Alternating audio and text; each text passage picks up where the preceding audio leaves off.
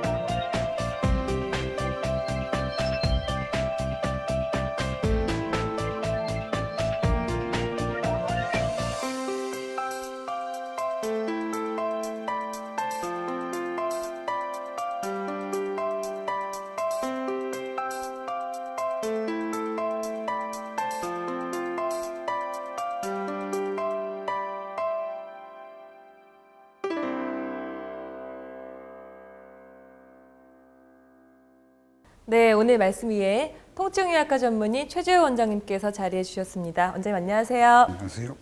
네, 먼저 어깨 관절의 구조에 대해서 아는 것이 가장 중요할 것 같은데요. 어깨는 어떤 구조로 이루어져 있나요? 네, 어깨 관절이라 하면 흔히 상완골두와 관절화로 이루어진 견갑 상완관절을 말하지만 실제로 어깨는 5개의 관절인 견갑 상완관절, 견쇄관절, 흉쇄관절, 견흉관절, 상완상관절로 이루어져 있습니다. 견갑 상완관절, 즉 어깨관절은 상대적으로 큰 상완골두와 상대적으로 작은 관절화로 구성된 볼과 소켓 구조로 되어 있으며 여러 가지 근육과 인대가 어깨관절을 둘러싸고 있어 우리 몸의 관절 가운데 가장 큰 운동 범위를 가지고 있습니다. 네, 그렇군요. 어깨를 이루는 구조물들이 많다 보니 발생할 수 있는 질환도 많을 것 같은데요. 실제로 어깨 통증을 호소하시는 분들도 많이 계신가요? 요즘 스포츠 활동이 많이 하고 있기 때문에 어깨 관절의 통증을 호소하는 분들이 많이 늘어나고 있습니다. 특히 젊은 20대나 30대 분들은 야구, 탁구, 배드민턴, 스키나 스노보드 등의 다양한 스포츠 활동으로 인해 손상받는 경우가 많고 40, 50대 이후의 장년층의 경우에는 오십견, 회전근개 질환, 충돌증후군, 관절염 같은 질환으로 병원에 내원하십니다. 네, 중년층에서 많이 호소하시는 질환이 오십견이 있는데요. 오십견은 어떤 질환인가요? 네, 흔히 오십견으로 알려져 있는 질환은 40대나 50대에 갑작스럽게 어깨에 통증이 온다고 해서 오십견으로 알려져 있습니다. 의학적으로는 어깨가 얼었다는 표현에 동결견 또는 어깨 관절 내 피막이 굳었다는 표현에 유착성 피막염이라고 합니다. 오십견은 크게 나누어 1차성과 2차성으로 나눌 수 있는데 1차성 오십견은 특별한 원인 없이 어깨가 아프면서 어깨 관절 운동이 저하되고 움직이기 힘들어지는 경우를 말하며 2차성의 경우는 수술, 외상, 목 디스크, 당뇨, 갑상선 질환 등으로 인해 2차적으로 어깨를 쓰지 않고 움직이지 않다 보니 어깨가 굳어서 생기는 경우를 말합니다.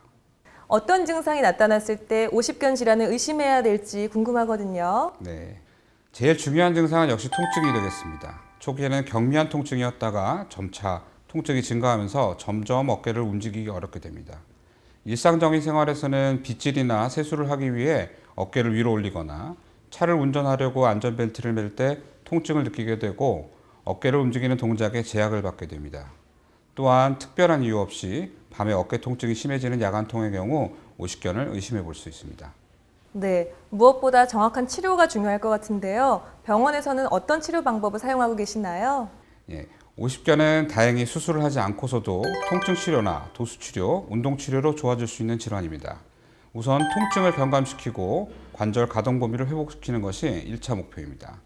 통증 치료는 근육을 담당하는 신경치료, 점액낭, 관절 연골 주사 치료를 합니다. 통증이 줄어들면 도수 치료를 시행하여 관절 가동 범위를 점차 늘려갑니다. 관절 가동 범위가 확대되면 이후에는 그동안 어깨를 쓰지 않아 약화되어 있는 근육들을 강화하는 운동 치료를 병행합니다. 앞서 회전근개 질환이라는 단어를 사용하셨는데 이 회전근개 질환이 좀 생소하거든요. 어떤 질환인가요? 회전근개는 어깨를 들어올리고 회전시킬 때 사용되는 근육으로 어깨 관절 속에 들어있는 중요한 4가지 근육을 말합니다. 이 근육에 염증이 생기고 파열이 되어 통증이 발생하는 질환을 통틀어 회전근개 질환이라고 합니다. 원인은 과도한 사용, 퇴행성 변화, 해부학적 편의, 평소 자세 등과 관련이 높습니다. 네, 회전근개 질환에 대해서 설명해 주셨는데요. 그럼 어떤 증상이 나타나나요? 회전근개에 질환이 발생한 경우 극심한 통증을 느끼게 되는데 그 증상은 오십견과 매우 유사합니다. 밤에 많이 아프고 안전벨트를 하거나 지퍼를 올릴 때 통증이 많이 수반됩니다. 네, 말씀을 들어보니 통증이 비슷해서 오십견인지 회전근개 질환인지 구분이 쉽지 않을 것 같은데요. 어떻게 구분할까요? 네, 그래서 병원 진단이 중요합니다. 두 질환이 비슷하지만 진찰상 큰 차이가 있습니다. 오십견의 경우 환자가 스스로 또는 보조자의 도움이 있어도 팔을 들어 올리기 힘들지만 회전근개 질환의 경우는 환자가 스스로 팔을 올리기는 힘들지만 보조자가 도와주면 쉽게 들 수 있습니다. 그러나 실제 환자의 경우에는 두 질환이 동시에 발생하는 경우도 있으며 엑스레이 검사, 초음파, 관절 조영술, MRI 검사 등의 추가적인 검사를 통해 진단합니다. 회전근개 질환 치료법에는 어떤 것들이 있나요? 역시 치료는 오십견과 같이 통증과 관절 가동 범위를 회복시키는 것이 1차 목표입니다. 통증 치료는 신경치료, 점액낭, 관절 연골 주사 치료를 합니다. 통증이 줄어들면 인대 증식 치료를 통하여 파열된 힘줄이나 약해진 인대를 강화합니다. 네, 원장님께서 석회화 건염으로 병원을 찾는 분들이 많다고 하셨는데요. 석회화 건염은 어떤 질환이고 또 어떤 증상이 나타나나요? 석회화 건염도 증상은 오십견이나 회전근개 파열과 유사합니다. 특징이 있다면 석회화 건염은 조금 이른 나이, 30대 주로 여성분들에게 많이 생깁니다. 통증의 양상은 아주 급성으로 밤에 갑자기 심하게 화끈화끈 타는 듯한 통증이 생깁니다. 특별히 외상력도 없고 천천히 어깨가 아팠던 경력이 없음에도 불구하고 갑작스럽게 통증이 찾아올 때는 석회화 건염을 의심할 수 있습니다. 석회화 건염에 대해서 말씀해 주셨는데요. 원인은 무엇인가요? 사실 원인은 아직 100% 밝혀지지는 않았습니다만 석회화 건염을 생기게 하는 근육은 상견갑근이라는 어깨를 들어올리는 근육의 힘줄입니다. 어깨를 들어올리는 힘줄이 뼈에 붙는 부착 부위에 퇴행성 변화를 겪는다든지 혈액 공급 감소로 힘줄에 석회가 생겨서 발생하게 됩니다. 네, 석회화 건염은 아무래도 그 안에 있는 무언가를 빼내야 하기 때문에 치료법도 조금 남다를 것 같은데요. 치료법이 어떻게 될까요? 석회화 건염도 수술적 치료 말고도 약물이나 그 외 치료법으로 치료가 가능한 질환입니다. 약물 치료를 시행할 수 있고 석회가 생기는 시기에 주사요법인 흡인 치료는 약물을 주입하고 석회화 부분을 흡입해서 제거하는 방법입니다. 또한 최충격파 치료는 석회 성분을 용해시키고 단단히 굳어진 석회질을 파괴해서 저절로 흡수되게끔 하는 치료입니다. 또한 석회화 건염은 일반적으로 일주일 정도 약물 치료를 하면 환자분이 통증 경감과 증상 호전을 확실히 느낄 수 있어 다른 어깨 질환에 비해 환자의 빠른 호전이 기대되는 질환이겠습니다.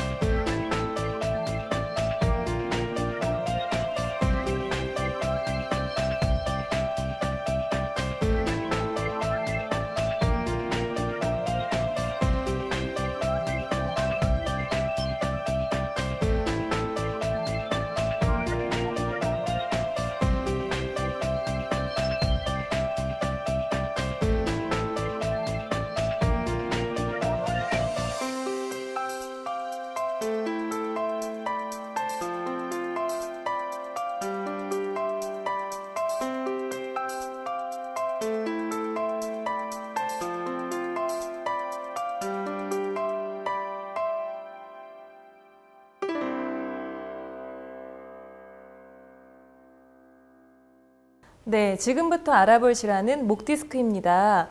디스크 하면 보통 허리를 많이 생각하시는데요. 목에서도 발생이 되나요? 네, 물론입니다. 과거에는 허리 디스크 환자가 훨씬 많았지만 달라진 생활 습관 때문에 최근에는 목 디스크 환자가 많이 증가하고 있습니다. 목 디스크 하면 보통 교통사고 같은 그런 외상 때문에 생긴다고 알고 계시는데 그렇지 않은 경우도 있다고 들었어요. 네, 보통 외상이 있어야지 디스크가 발생한다고 알고 계신 분이 많은데요. 일반적으로는 외상으로 인한 디스크의 발생의 확률은 매우 적습니다. 오히려 잘못된 자세와 생활 습관, 컴퓨터, 스마트폰 등의 사용에 기인한 경우가 더 많습니다. 이외에 목 디스크의 발생의 원인으로는 노화를 들 수 있습니다. 나이를 먹음에 따라 디스크 내 수분이 감소하고 이로 인해 목의 구조물의 퇴행성 변화가 생기고 탄력이 떨어져서 발생하게 됩니다. 네, 스마트폰과 목 디스크가 관련이 있다고 하셨는데요. 아무래도 이렇게 고개를 푹 숙이는 이런 자세 때문에 생기는 건가요? 네, 그렇습니다. 요즘 스마트폰 화면 보느라 고개를 푹 숙이고 걸어가는 분들이 적지 않은데요. 이렇게 구부정한 자세로 스마트폰을 쓰면 목 디스크가 생길 위험이 크다고 할 수 있습니다. 최근 국내 연구진이 스마트폰을 쓸 때 고개를 얼마나 숙이는지 조사한 결과에 따르면 서서 사용할 때는 평균 36도 목을 굽히는 반면에 앉아서 쓸 땐 41도로 5도나 더 기울였으며 특히 똑같이 앉아서 쓰더라도 인터넷 검색을 하거나 동영상을 볼 때보다 문자 메시지를 보낼 때 더 고개를 숙이는 걸로 나타났습니다. 또한 스마트폰을 쓰면서 고개를 숙이면 목뼈가 얼마나 하중을 받는지 측정했을 때 15도 굽혔더니 13kg, 30도는 20kg, 앉아서 문자 보낼 때인 45도 정도이면 하중이 23kg에 달했습니다. 스마트폰을 쓰면서 30도 이상 고개를 숙이면 20kg짜리 쌀 한 포대를 머리에 이고 가는 것이나 마찬가지입니다. 팔이 너무 저려서 혈액순환 문제로 병원을 찾았는데 목 디스크 진단을 받으셨다고 해요. 그럼 이런 목 디스크는 통증이 어떻게 되나요? 네, 전형적으로는 처음에는 목 부위에서 통증이 시작되다가 통증이 어깨나 팔 쪽으로 내려오면서 점차 심해지고 추후에는 목 통증은 적어지면서 팔의 통증이 점점 심해지는 양상을 띠기도 하지만 환자마다 표현하는 증상의 개인차가 커서 어깨나 팔, 손이 저리거나 통증이 있으면 목 디스크를 먼저 의심하는 것도 아주 효율적인 조기 진단의 방법이 될 수 있습니다. 네, 그렇다면 목 디스크인지 아닌지 혼자 알 수 있는 자가 진단법이 있을까요? 어깨나 팔 쪽으로 통증이 있는 부위로 고개를 젖히고 3, 4초 정도 유지했을 때 통증의 강도가 심해지면 목 디스크의 가능성이 상당히 높은 걸로 봐야 합니다. 만약 손이 저리고 불편한데 손을 90도 정도로 젖히고 1분가량 유지할 때 저린 정도가 심해진다면 목 디스크보다는 수근관 증후군일 가능성이 더 높습니다. 심해지기 전에 병원을 빨리 찾는 것이 중요할 것 같은데요. 병원에서는 진단이 어떻게 이루어지나요? 제일 먼저 환자의 병력과 디스크의 증상 발현이 있는지, 유사 질환이 아닌지 증상에 대한 자세한 문진과 의사의 진찰이 가장 중요합니다. 디스크가 의심되면 단순 엑스레이 촬영으로 디스크 사이의 공간을 관찰합니다. 증상이 아주 심하거나 마비가 동반된 경우에는 지체하지 않고 MRI 촬영을 하는 경우도 있습니다. 목 디스크로 진단이 내려졌다면 치료법도 중요할 것 같은데요. 어떤 치료법을 이용하시나요? 크게 보면 비수술적 치료와 수술적 치료로 나눠 볼 수 있습니다. 대부분의 환자들은 비수술적 치료를 받게 되는데 신경차단술, 신경성형술, 수액성형술과 근육을 이완시켜주는 재활치료요법 등을 통해 신경 부위 염증이 가라앉으면 급성 디스크도 충분히 치료가 가능하므로 인내심을 가지고 2, 3개월 정도는 보존적인 요법을 받는 것이 중요합니다. 수술적 치료는 통증이 아주 심해서 보존적 치료를 2, 3개월 정도 했을 때도 통증이 지속된다든지 팔에 마비가 왔을 때 고려되는 치료법입니다. 네, 그렇군요. 각 시술법의 특징과 효과에 대해서 설명해 주세요. 경추 신경성형술은 목 통증을 유발하는 부위에 특수바늘을 삽입, 약물을 주입하는 방법으로 고혈압과 당뇨병을 가지고 있는 환자분에게도 부담 없이 적용 가능하다는 장점이 있습니다.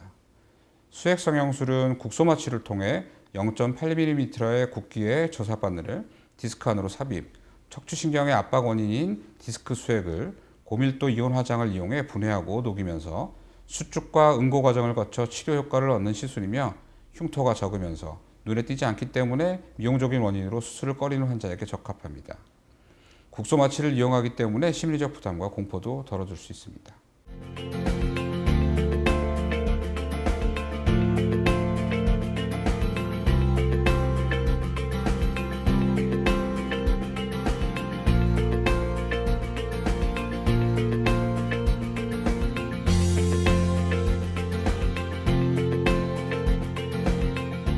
이러한 비수술적 치료는 경과가 궁금한데요. 네, 환자에 따라 증상의 정도에 따라 병을 알아온 기간에 따라 경과 차이가 매우 다릅니다만 대부분 환자들이 시술을 하루 이틀 후에 증상 호전을 느끼며 잔여 증상은 집중 재활 치료나 부가적인 신경 치료 등으로 호전되게 되므로 아주 효과적인 치료법입니다. 네, 질병은 무엇보다 예방하는 것이 가장 중요할 텐데요. 그럼 목 디스크를 예방하는 습관 같은 게 있을까요? 틈틈이 스트레칭을 5분씩 해주는 습관이 좋으며 바른 자세를 유지하는 것이 좋습니다. 스마트폰이나 컴퓨터를 이용할 때에는 눈높이에 맞추도록 하며 목에 긴장과 뻐근함을 줄 정도로 목을 숙이는 자세를 피하도록 합니다. 만약 오래 사용하실 경우에는 1시간에 한 번씩 목 운동과 근육 인대를 풀어주는 것이 좋습니다. 갑자기 목을 돌리는 행동이나 엎드려 책을 보는 것도 피하는 것이 좋습니다. 잠을 잘 때는 너무 높은 베개 대신 낮은 베개를 사용하는 것이 목 디스크 예방에 좋습니다. 하지만 가장 중요한 것은 바른 생활 자세와 규칙적인 운동입니다. 아무리 의사와 병원이 노력을 해도 이 두 가지가 병행되지 않으면 치료의 효과는 한계에 부딪히게 됩니다. 네, 마지막으로 시청자분들께 한 말씀 부탁드릴게요. 앞서 어깨 질환과 목 디스크의 여러 가지 원인과 치료법에 대해 말씀드렸지만 무엇보다 중요한 것은 환자의 의지입니다. 환자가 치료를 받고 운동을 하고 생활 습관을 개선하고자 하는 의지가 있을 때 비로소 의료진은 적절한 치료법과 운동법을 제시해주는 가이드 역할을 함으로써 증상을 개선하고 좋은 결과를 얻을 수 있을 것입니다. 네, 오늘은 통증의학과 전문의 최주호 원장님과 함께 어깨 질환과 목 디스크에 대해서 알아봤습니다. 원장님 감사합니다. 감사합니다.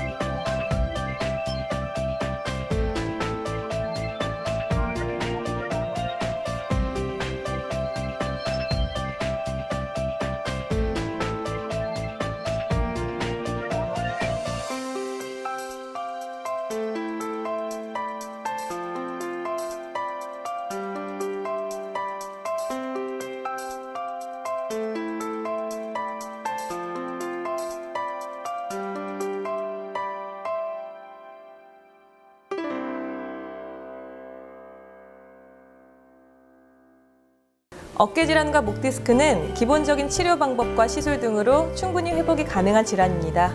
하지만 통증을 겪지 않고 미리 예방하는 것이 무엇보다 중요할 텐데요. 따라서 평소에 자세를 바르게 하고 상시에 가벼운 근력 운동을 해주는 것이 질환의 예방에 도움이 된다고 하니 평소 건강한 습관을 유지하시는 것이 가장 중요할 것 같습니다. 오늘 준비한 내용은 여기까지입니다. 안녕히 계세요.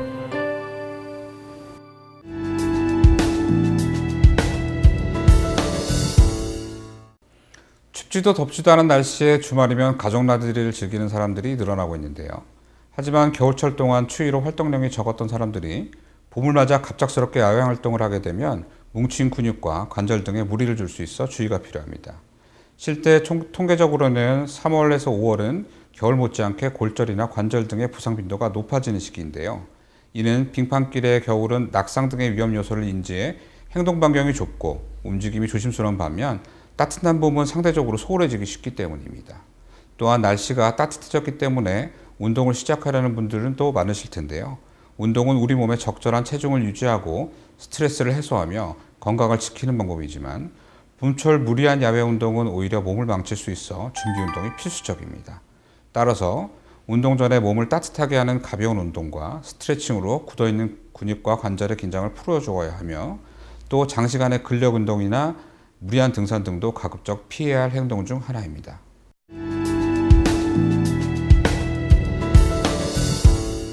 운동 후에 허리나 목 등의 관절에 통증이 찾아왔다면 적극적인 조치가 중요한데요.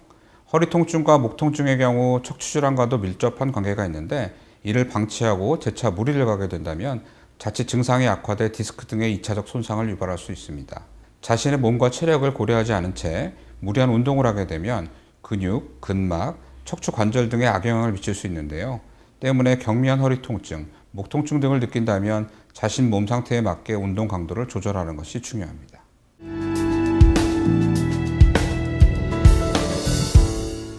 평소 허리 통증, 목 통증으로 간단한 운동조차 힘겹다면 척추가 틀어지거나 근육, 근막의 불균형과 긴장이 주요 원인이 될 수 있으므로 삐뚤어진 척추와 골반을 바로잡아준 치료가 먼저 이루어져야 합니다. 이러한 치료를 위해 카이로프라틱틱 치료와 롤핑 등의 도수 치료가 좋은데요. 이는 통증을 완화하고 운동에 좋은 효과를 기대할 수 있어 무리한 운동으로 인한 허리 디스크, 목 디스크 등의 척추 질환을 예방에 도움을 주는 치료법입니다. 그럼에도 호전을 볼 수 없다면 증상이나 병에 알맞은 신경 치료를 받으시면 되겠습니다.